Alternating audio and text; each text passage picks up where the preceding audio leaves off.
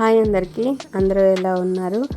ఈ ఎండుమిర్చితో సంవత్సరం అంతా నిల్వ ఉండే కూర కారపొడి నేను ఏ విధంగా తయారు చేసుకున్నాను చూసేద్దాం. ఈ ఎండుమిర్చిని ముందుగా ఇలా పొడి పట్టించుకోవాలి. ఇవి 3 kgs కారపొడి.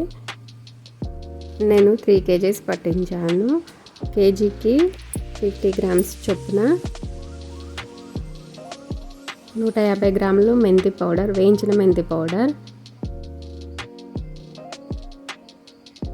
150 గ్రాములు జీలకర్ర పౌడర్, అలాగే 300 grams ధనియాల పౌడర్,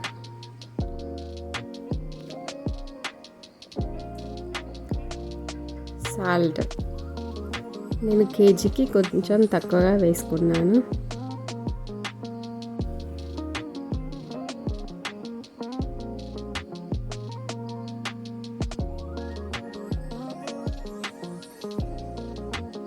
ఇలా అన్నీ వేసుకున్న తర్వాత ఇలా ఈ పొడులన్నీ వేసుకొని ఇలా అన్నీ కలుపుకోవాలి.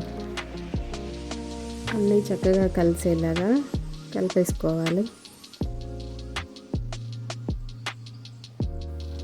ఇందులో వేయించిన మెంతులు, జీలకర్ర, ధనియాల పొడి వేయడం వల్ల కర్రీస్ అనేవి చాలా టేస్టీగా ఉంటాయి. వెజ్ అయినా నాన్ వెజ్ కర్రీస్ అయినా చాలా టేస్టీగా వస్తాయి.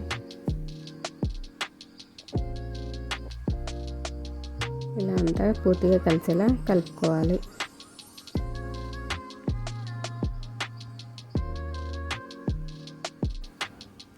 ఇప్పుడు ఇందులో మెయిన్ ఇంగ్రీడియంట్స్ వెల్లుల్లి.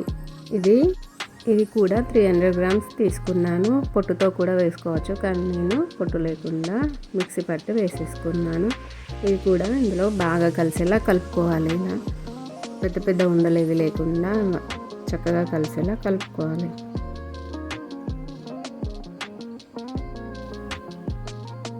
ఇలా ఇవన్నీ వేసి కలపడం వల్ల ఈ కారపొడి అనేది చాలా టేస్టీగా ఉండడమే కాకుండా పురుగు పట్టదు, కలరు మారకుండా చాలా బాగుంటుంది. సంవత్సరం అంతా నిల్వ ఉంటుంది.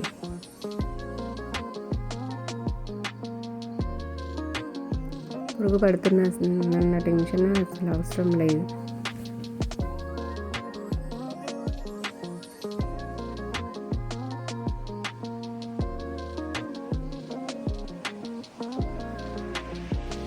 నేనైతే ఇలా డైరెక్ట్గా చేతితోనే కలుపుకుంటున్నాను.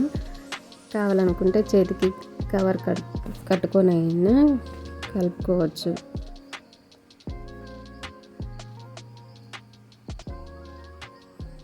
ఇలా వెల్లుల్లి మొత్తం కలిసేలాగా బాగా కలుపుకోవాలి.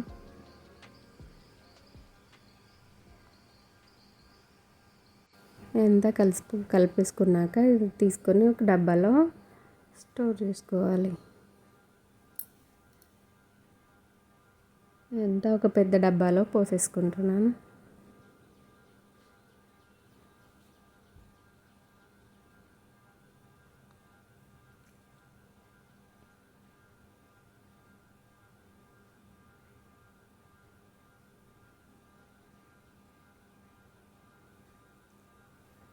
ఇలా వేసుకున్నాక డైలీ వాడుకోవడానికి ఒక చిన్న డబ్బాలో తీసేసుకొని పక్కన పెట్టుకుంటాను.